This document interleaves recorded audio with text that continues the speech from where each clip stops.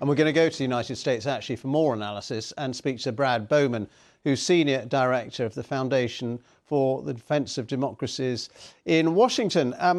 Well, do you think this is a bit of wishful thinking, this whole victory plan from President Zelenskyy? As James was saying, you know, the Russians are making gains on the battlefield. Morale in Ukraine isn't great. Western allies are suffering from war fatigue, if you like, and we've got the possibility of a Donald Trump presidency as well.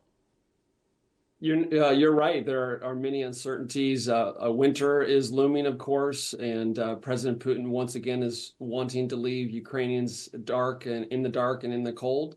And I'd say President Zelenskyy is making the case to the Ukrainian people, as well as to other Europeans and to Americans about what he sees as the path forward and what he needs to accomplish it. And Russia's response was sober up. That was the quote. And my view, as someone who's looked at this for a long time, is that his plan depends on Europeans and Americans sobering up to realize that helping Ukraine is not charity, but is a wise investment. And as President Zelenskyy said, the outcome in Ukraine, he argued, and I agree, is going to impact what happens in the Middle East and the Indo-Pacific, because it's going to affect their perception of what Americans, Europeans are willing to do when we see naked aggression, as we've seen some Vladimir Putin, at least since February of 2022. If Donald Trump does walk back into the White House, I mean, there's been a lot speculated about his views on Ukraine and whether, he's talked about maybe ending the war in a day. But what do you think that would mean for Ukraine, for President Zelenskyy, if Donald Trump becomes president once again?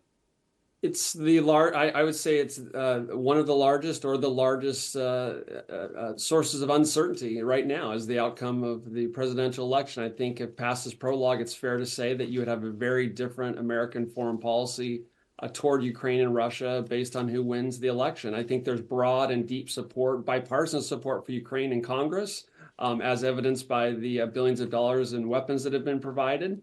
But there's no doubt that a President Trump would have a different policy than Vice President Harris, and so this is clearly an source of uncertainty. And President Zelenskyy, in his victory plan, he ruled out giving away any territory, but ultimately, whenever it is, do you think Ukraine will have to sit around a table with Russia and carve up the map in some way? My hope, both for the sake of Ukrainians, for American European interests, is that the Ukrainians would be able to evict invading Russian forces from all of Ukraine, including Crimea. But I don't see a path, at least in the short to medium term, to get from here to there. And so that's a problem. And so President Zelenskyy himself has said that one of the goals here is to try to compel Russia to negotiate. But I think Vladimir Putin is very happy to continue to send tens of thousands of Russians into the meat grinder there. He doesn't care. This is a war of imperialist aggression for him. And I don't see any sign that he's wanting to stop it. OK, Brad Bowman, very good to talk to you and get your analysis. Thank you so much indeed. That's Brad Bowman, Senior Director of the Foundation for the Defense of Democracies in Washington.